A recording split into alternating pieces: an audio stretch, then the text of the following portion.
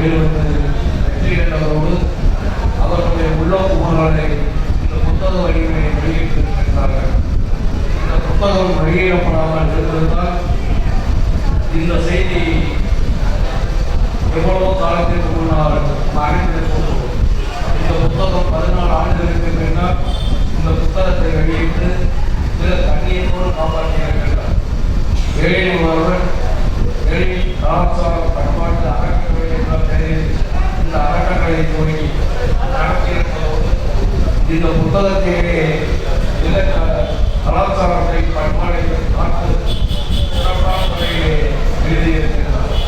இந்த கலாச்சாரம் எந்த சூழ்நிலையிலும் இதுவரையில் நமது பகுதியிலே இப்படி ஒரு கலாச்சார பண்பாடு இருந்தது.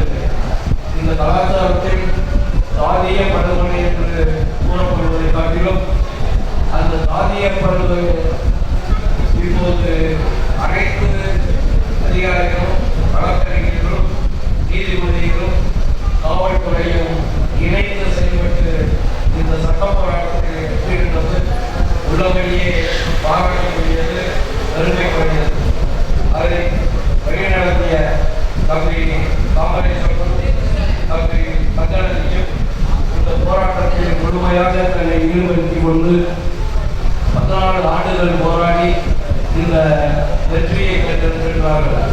இந்த வெற்றி இந்த சமுதாயத்திற்கும் எளிய கலாச்சார பண்பாட்டு அறக்கட்டளைக்கும் பாராட்டுதலையும் பெருமையும் தருகின்றோம் என்பதை கூறிக்கொண்டு அவர்கள் இருவரையும் என்னுடைய இதயபூர்வமாக அவர்களுடைய பாராட்டி உரையாற்றுகின்றேன். நன்றி, வணக்கம்.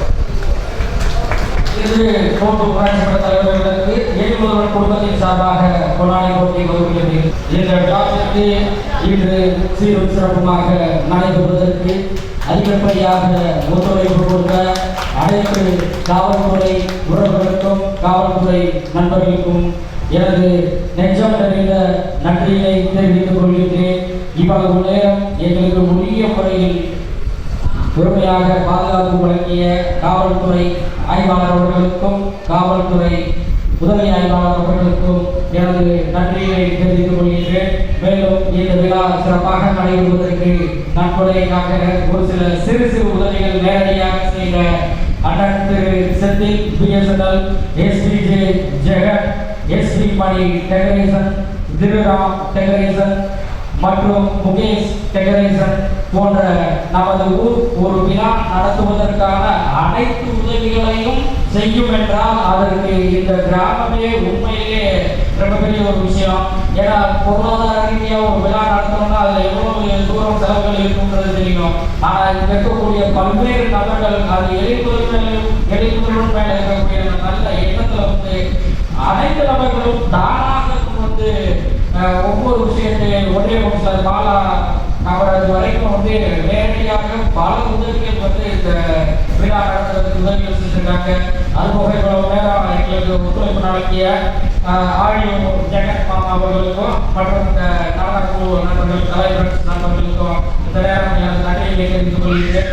மேலும் இனி வரும் காலங்களில் நிச்சயமாக பல்வேறு பதிப்புகள் நமது மக்களுக்கு நடக்கும் இன்னல்களையும் உண்மை சம்பவங்களையும் பொதுமக்களுக்கும் பொதுவாக தெரியப்படுத்த வேண்டும். நிச்சயமாக ஒரு வரலாறு என்பது இன்று நாம் விதைக்கப்படும் ஒவ்வொரு விதைகளில் இருந்துதான் முளைந்து விருட்சமாகவும் மரமாகவும் உயர்ந்திருக்கும் என்பதற்கு உதாரணமாக எழுத்து மிகப்பெரிய ஆயுதம்.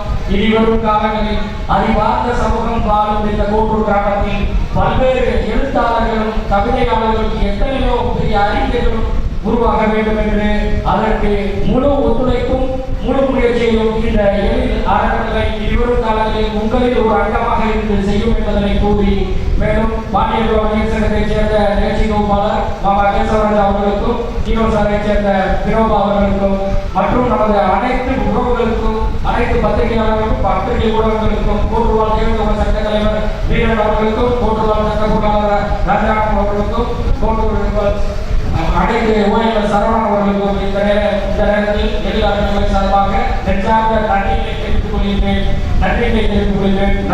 கொள்கிறேன்.